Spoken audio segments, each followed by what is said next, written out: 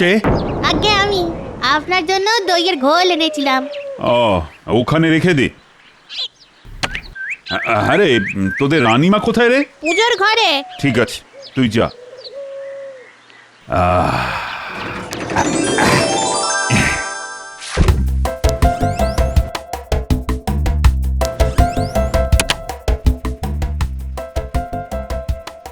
এটা আমার বাবার আমলের। আহা, কি সুন্দরের কারুকাজ, দেখলে যেন চোখ জুড়িয়ে যায়। কদিন বাদে খাম্বাজ রাজ্যে ওই পুরনো জিনিসের প্রদর্শনীতে এটা নিয়ে যাব। সকলে দেখে খুব প্রশংসা করবে।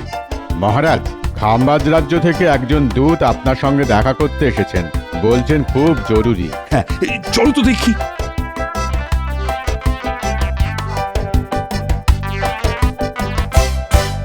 কি বারান্দায় দাঁড়িয়ে কেন?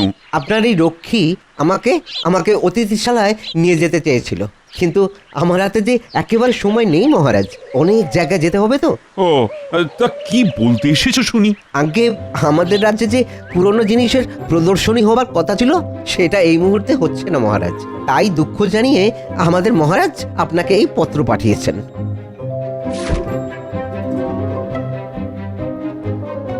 ঠিক আছে, ঠিক আছে, তুমি খাম্বাজ রাজকে গিয়ে বলো প্রদর্শনী হচ্ছে না বলে আমি কিচ্ছু মনে করিনি। আমি বলে দেব মহারাজ।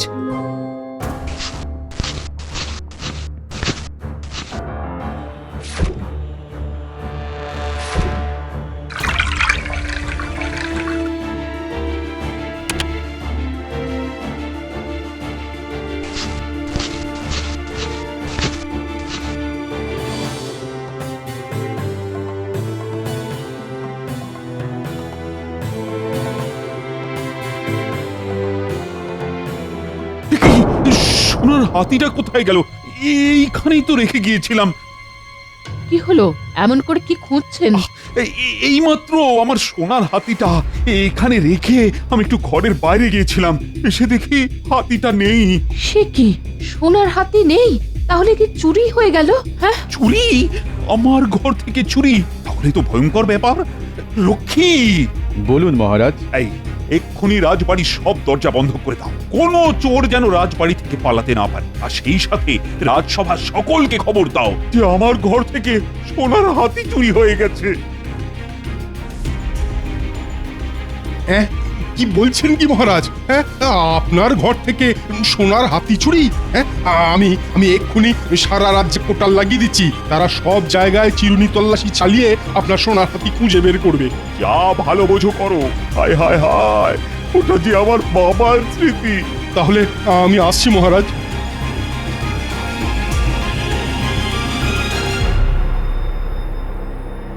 আগে মহারাজ, আমার গণনা বলছে এরপর কৃষ্ণনগর থেকে আরো কিছু মূল্যবান জিনিস চুরি যাবে। তাহলে তো একটা যজ্ঞের আয়োজন করতে হয়। আচ্ছা মহারাজ, সোনার হাতিটা এই টেবিলেই রেখেছিলেন? আচ্ছা, টেবিলে একটা গেলাসও রাখা আছে দেখছি। গেলাসের তলানিতে খানিকটা ঘোল পড়ে আছে। মহারাজ, ঘোলটা কখন খেয়েছিলেন? হ্যাঁ, দাসী ঘোল দিয়ে গিয়েছিল বটে, কিন্তু আমি তো না খেয়ে ঘরের বাইরে চলে গিয়েছিলাম। আপনি খাননি? তাহলে খেলো কে? বিজ্ঞানী, তোমার ঝোলায় কি আতশ কাচ আছে? মনে হয় আছে, দাঁড়াও দেখছি। আছে গোপাল, এই নাও।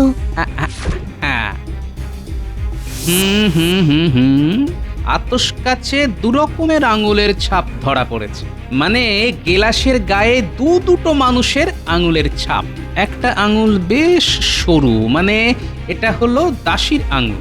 আর একটা আঙুল বেশ মোটা, মানে এটা কোনো পুরুষ মানুষের। বিজ্ঞানী, তুমি একবার দেখো তো। ঠিক বলেছ গোপাল, একটা মহিলা আর একটা পুরুষ মানুষের আঙ্গুলের ছাপ। আমার অনুমান যদি মিথ্যে না হয়, তাহলে যে সোনার হাতি চুরি করেছে সেই ঘোল খেয়ে পালিয়ে গেছে। কি সাহস! আমার ঘরে ঢুকে সোনার হাতি চুরি করে আমারই ঘোল খেয়ে পালিয়ে গেল। এই গোপাল, গোপাল, এই দুঃসাহসিক চোরটাকে কিন্তু ধরতেই হবে। আমি চেষ্টা করব মহারাজ। এসব কি শুনছি মহারাজ? আপনার ঘর থেকে নাকি সোনার হাতি চুরি হয়ে গেছে? কি সর্বনাশ! এ তো বাঘের ঘরে ঘোগের বাসা। মহারাজ, যা শুনলাম দাসী নাকি আপনার ঘরে ঘোল দিতে এসেছিল। হ্যাঁ, তাহলে ওকে ধরে কারাগারে পাঠিয়ে দিন। পিঠে দুঘা পড়লেই হড়হড় করে পেটের সব কথা বেরিয়ে আসবে। ঠিকই বলেছেন মন্ত্রী মশাই, আমি সব সময় ঠিক কথাই বলি গোপাল। কিন্তু তা সত্ত্বেও দাসীকে তো এখনই কারাগারে পাঠানো যাচ্ছে না। কেন কেন দাসীকে কারাগারে পাঠানো যাচ্ছে না কেন? কারণ মহারাজের ঘোলের গ্লাসে একজন পুরুষ মানুষের আঙুলের ছাপ পাওয়া গেছে। সর্বনাশ! তাহলে দাসীর সঙ্গে নিশ্চয় কোনো পুরুষ সঙ্গী ছিল। মনে হয় দুজনে মিলেই চুরিটা করেছে। তাহলে তো সব থেকে আগে ওই পুরুষ চোরটাকেই ধরতে হয়, কারণ আমাদের রাজ্যের নিয়ম অনুযায়ী শুধু সন্দেহের বশে কোনো মহিলার পিঠে দুঘা দেওয়া যায় না। গোপাল একেবারে ঠিক কথাই বলেছে।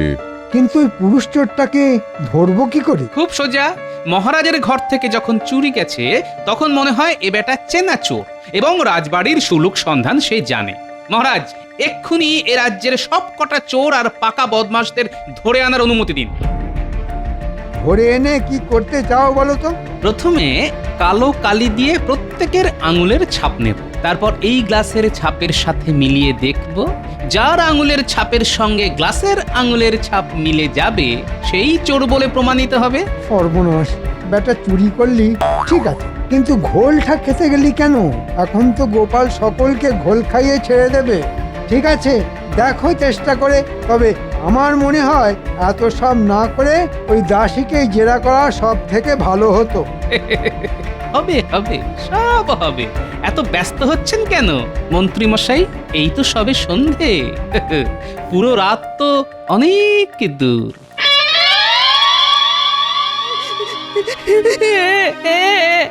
আগে বিশ্বাস করুন নানিমা, এই আপনার পা ছুঁয়ে বলছি, আমি সোনার হাতি চুরি করিনি। চুরি না করলে কাঁদছিস কেন? কাঁদবো না, মন্ত্রী মশাই নাকি বলেছেন আমি নাকি চুরি করেছি। এটা আমার নামে কত বড় অপবাদ বলুন। এতদিন আপনাদের বাড়ি কাজ করছি, কেউ বলতে পারবে না একটা খুদ আমি না বলে নিয়েছি। ঠিক আছে ঠিক আছে, কান্না বন্ধ করে চোখ মুছ। গোপাল সব দিক দেখছে, দেখবি আসল চোরকে ও ঠিক খুঁজে বের করবে। ঠিক, এখন যা, নিজের কাজে যা। কি কাণ্ড বলো তো রানী! হ্যাঁ, আমার একটু অসতর্কতার জন্য আমার বাবার স্মৃতি এমন ভাবে চুরি হয়ে গেল। আর আপনি কি করবেন বলুন? তবে চোরের সাহসের কথা ভেবে আমি অবাক হয়ে যাচ্ছি। রাজার ঘরে ঢুকে চুরি করা! ও, এটাই তো আমার কাছে সব থেকে বেশি লজ্জার ব্যাপার। এরপর তো প্রচার বলতে শুরু করবে যে রাজা নিজের জিনিসই নিরাপদে রাখতে পারে না, সে আবার রাজ্যের মানুষের নিরাপত্তা দেবে কি করে? আপনি তো ভাববেন না তো, দেখবেন চোর ঠিক ধরা পড়বে। আচ্ছা রকি দাদা, এ কি ভ্যাসারে ফেললি বলো তো? আমি যে চুরি ছেড়ে দিয়েছি সে তো গোপাল দাদা, মহারাজ সকলেই জানেন, তবুও আমাকে নিয়ে যাচ্ছ কেন? কেন নিয়ে যাচ্ছি? ওই যে কথায় আছে না, কয়লা যায় না ধুলে আর স্বভাব যায় না মোলে, তাই তোকে নিয়ে যাচ্ছি। কিন্তু আমি কেন? আমি তো কেলে পচার মতো পাকা চোর নই। হ্যাঁ, আমাদের দায় পড়েছে। মহারাজের ঘর থেকে চুরি করতে আমাদের দায় পড়েছে। এসব কথা না হয় মহারাজকে গিয়ে বলিস। এখন কথা না বাড়িয়ে চুপচাপ আমাদের সঙ্গে চল। নিয়ে তো যাচ্ছে, মোটকু গোপাল আবার যেন ফাঁসিয়ে না দেয়। বেটা যা পাজি।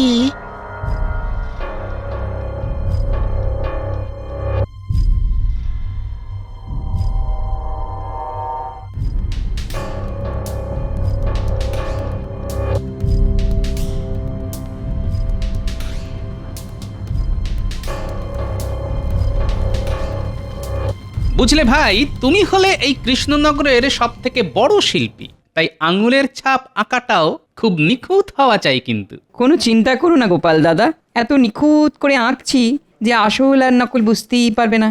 আচ্ছা, এই ছবি টবি আঁকাবার মানে কি? বুঝতে পারলেন না? হাওয়া লেগে খানিক বাদেই গ্লাসের ছাপ মিলিয়ে যাবে, কিন্তু কাগজের আঁকা তো আর মিলিয়ে যাবে না। উফ, বেটা টেকোটা সারা টাক জুড়ে যেন পাকা গোয়েন্দার বুদ্ধি। বেটা বেটা কবে যে মরবে কে জানে। আমার কাজ হয়ে গেছে গোপাল দাদা, আমি তাহলে এবার যাই। হ্যাঁ হ্যাঁ, তুমি এখন আসতে পারো, আর চোর ধরা পড়লেই তোমার পারিশ্রমিক তুমি পেয়ে যাবে। ঠিক আছে গোপাল দাদা। একে সোনার হাতি চুরি হয়ে মহারাজের কত বড় ক্ষতি হলো, তারপর শিল্পীকে পারিশ্রমিক দিতে হবে। গোপাল শুধু মুধু ক্ষতির ওপর খরচা বাড়াচ্ছে। এর থেকে অনেক সোজা ছিল দাসীকে ডেকে দুঘা দেওয়া। তাই নাকি? কিন্তু ওই যে তোমার এই এক ব্যারাম, সব সময় ঘুরিয়ে নাক দেখা। ঘুরিয়ে নাক দেখা? এটা একেবারে ঠিক কথা বলেছেন মন্ত্রী মশাই। তবে ঘুরিয়ে নাক দেখলে কি হয় বলুন তো? নাকের আগে হাতের মধ্যে কান চলে আসে, আর কান টানলেই মাথা। তুমি কি বলতে চাইছো বলো তো? হ্যাঁ, আমি সামান্য মানুষ, তাই আমি আর কি বলবো বলুন? তাই সময় আর প্রমাণই শেষ কথা বলবে।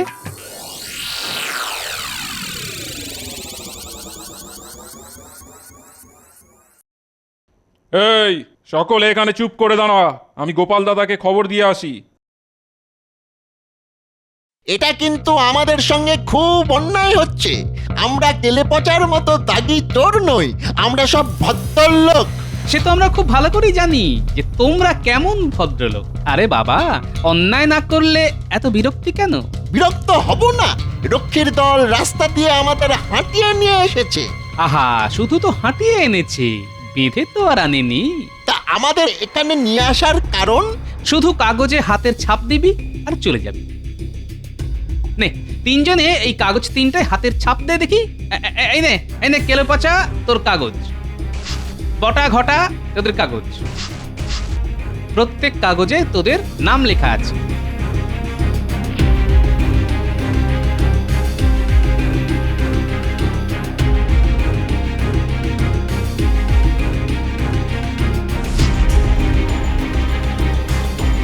বাহ বাহ বাহ, খুব ভালো হয়েছে। এখন তোরা এখানে দাঁড়া, আমরা একটু ভেতর থেকে আসছি।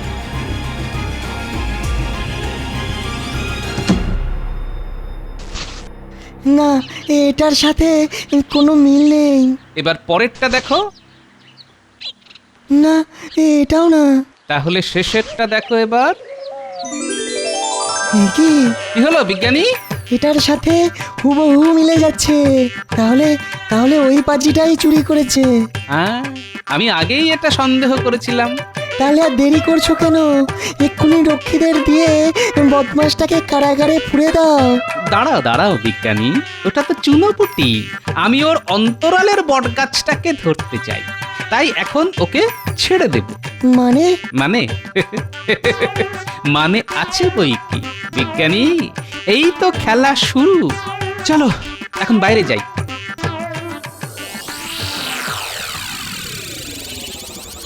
কিরে বটা ঘটা, শুনলাম তোদেরও এখানে নিয়ে এসেছে। দেখুন না মন্ত্রী মশাই, কি অন্যায়! আমরা শান্তশিষ্ট ছাপোষা মানুষ, রাজবাড়ি থেকে আমরা চুরি করতে যাব কেন? গোপাল দেখছি খুব বাড়াবাড়ি শুরু করেছে। শোন, তোদের হাতের ছাপ আর গ্লাসের আঙুলের ছাপের সঙ্গে একজনের ছাপ কিন্তু হুবহু মিলে গেছে। তার মানে তোদের মধ্যে একজন চোর। এখন তোরা কি নিজে মুখে স্বীকার করবি নাকি আমাকেই বলতে হবে? বিশ্বাস করো, আমি চুরি করিনি গো।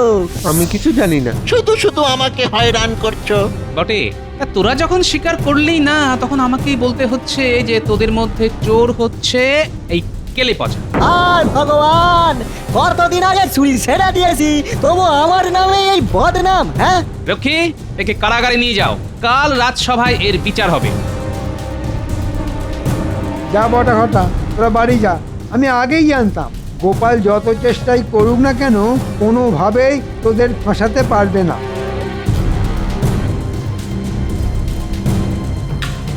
এটা তুমি কি করলে গোপাল? কাগজটায় তো বটার নাম লেখা ছিল, তা সত্ত্বেও তুমি কেলে পচার ঘাড়ে চুরির দায় চাপিয়ে দিলে। বিজ্ঞানী, আমি একটু আগেই বলেছি না, বটা তো চুনোপুটি। আমি ওর অন্তরালের বটগাছটাকে ধরতে চাই, তাই এখন ওকে ছেড়ে দিলাম। তবে চিন্তা করো না, আজ রাতের মধ্যেই বটা আর ওর বটগাছ দুটোকেই ধরে কারাগারে পুরে দেব। কাল হবে ওদের বিচার। শুধু নির্দোষ কেলে পচাকে একদিন কারাগারে কাটাতে হবে, এটাই যা দুঃখের।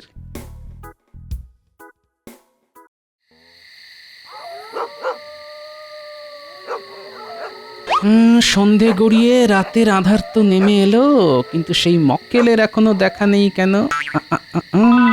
ওই তো ওই তো শ্রীমান আসছে।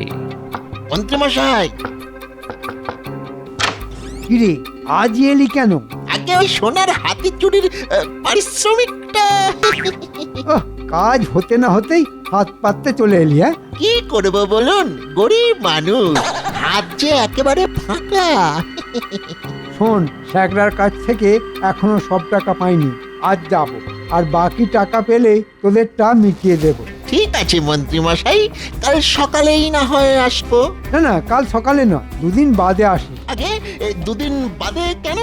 মাথা মোটা, আজ না হয় কপাল জোরে বেঁচে গেছিস, কিন্তু কোথাকার জল কোথায় গিয়ে দাঁড়াবে সেটা তো বলা যায় না। যা যা, তুই এখন আয়।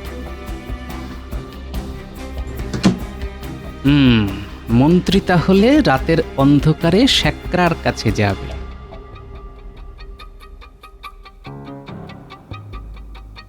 যাই, আমিও মহারাজের কাছে গিয়ে কজন রক্ষী নিয়ে শ্যাকরার দোকানে যাই।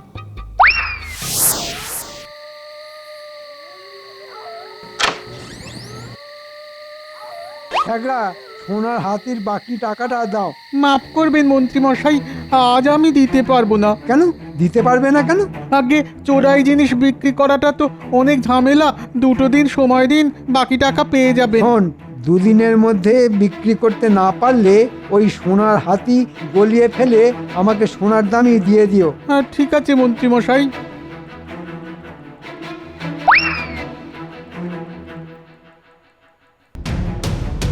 মন্ত্রী মশাই, আপনাকে গ্রেপ্তার করা হলো। কোন অপরাধে? সেটা না হয় কাল রাজসভায় বিচারের সময় জানতে পারবেন। গোপাল, ভুলে যেও না আমি এই রাজ্যের মন্ত্রী। জানি তো আপনি মন্ত্রী, তাই কারাগারে আপনার জন্য একটু বিশেষ ব্যবস্থা আছে। যাও, তোমরা 4 জন মন্ত্রী মশাইকে বেঁধে কারাগারে নিয়ে যাও, আর বেশি চিৎকার চেঁচামেচি করলে মুখটাও বেঁধে দিও। কাজটা কিন্তু ভালো করলে না গোপাল। কাল রাজসভায় মহারাজের সামনেই না হয় আমার বিরুদ্ধে আপনার অভিযোগ জানাবেন। যাও, নিয়ে যাও। তোমরা এবার আমার সঙ্গে চলো।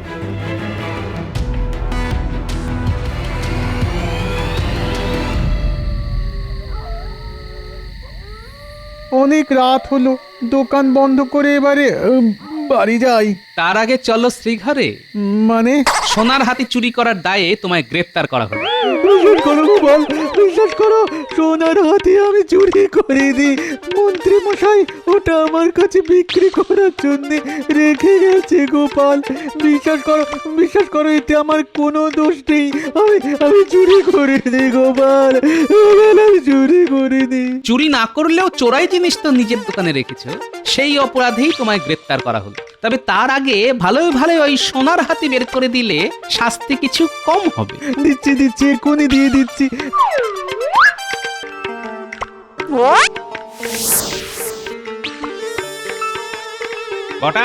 বটা বাড়ি আছিস নাকি? কি তুমি? তোকে নিতে এলাম।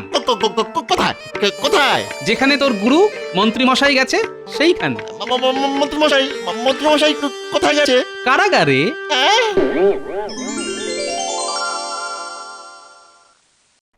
এই নিন মহারাজ, আপনার চুরি হয়ে যাওয়া সোনার হাতি। আমার সেই সোনার হাতি উদ্ধার করতে পেরেছো তাহলে? গোপাল, তোমায় যে কি বলে বাহবা দেব। তা কি চুরি করেছিল? এক্ষুনি দেখতে পাবেন। প্রহরী, বন্দীদের নিয়ে এসো। কি তাহলে কি এরা সকলে মিলে চুরি করেছিল? আসল চোরকে ধরার জন্য কেলেপচাকে ধরা হয়েছিল, কিন্তু কেলেপচা চোর নয় মহারাজ। জানতাম আমার মাথার ওপরই ভগবান আছেন। তাহলে আসল চোরটাকে?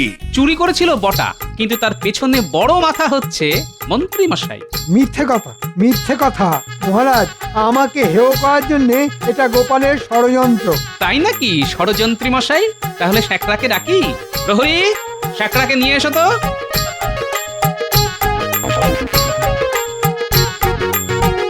আমার কোনো দোষ নেই মহারাজ, আমার কোনো দোষ নেই। মন্ত্রী মশাই ওই সোনার হাতি আমার কাছে বিক্রি করতে এসেছিলেন, কিন্তু বিক্রি করতে পারিনি বলে ওটা অক্ষত পেলেন, না হলে গলিয়ে সোনা করার আদেশ দিয়েছিলেন মন্ত্রী মশাই। আমারও কোনো দোষ নেই মহারাজ। এই মন্ত্রী মশাই কিছু পারিশ্রমিকের লোভ দেখিয়ে আমাকে চুরি করতে বলেছিলেন। মহারাজ আমাকে ছেড়ে দিন মহারাজ, এই নাক মলছি কান মলছি, জীবনে আর কখনো চুরি করব না। মন্ত্রী তুমি এত নীচ, শেষে আমার ঘরে লোক ঢুকিয়ে চুরি করাও, এত এত সাহস তোমার! আমার তো তখনই সন্দেহ হয়েছিল মহারাজ, যখন মন্ত্রী মশাই বারবার করে দাসীকে চোর সাব্যস্ত করতে চাইছিলেন। ও মা, মন্ত্রী মশাইয়ের পেটে পেটে এত! ওর পেট চিরে ফেলবো আমি। ভেবেছিল আমার বাবার স্মৃতি ওই সোনার হাতি হজম করে দেবে। ওই যতই কাঁদো না কেন, আজ আর তোমার নিস্তার নেই। আমার একটা কথা আছে মহারাজ। বলো। বিনা দোষে কেলে পচাকে এক রাত কারাগারে আটক থাকতে হয়েছে, তাই ওকে কিছু টাকা দিয়ে মুক্তি দিতে হবে মহারাজ। ঠিক আছে, তাই হবে। আমার কি হবে মহারাজ? ওকে 1 মাস কারাগারে বন্দি থাকতে হবে। সব আপনার জন্যে, সব আপনার জন্যে হলো। মন্ত্রীকে 1 বছর কারাগারে বন্দি থাকতে হবে। 1 বছর কারাগার? ওরে বাবা! গোপাল, গোপাল, আজ তোমার জন্যই এই সোনার হাতি ফিরে পাওয়া সম্ভব হলো। আমি তোমাকে 100 মোহর দিয়ে পুরস্কৃত করব। ধন্যবাদ মহারাজ। আরে তোমরা সকলে চুপ করে আছো কেন? দাও দাও, গোপালের নামে জয়ধ্বনি দাও। জয় গোপালের জয়। জয় গোপালের জয়।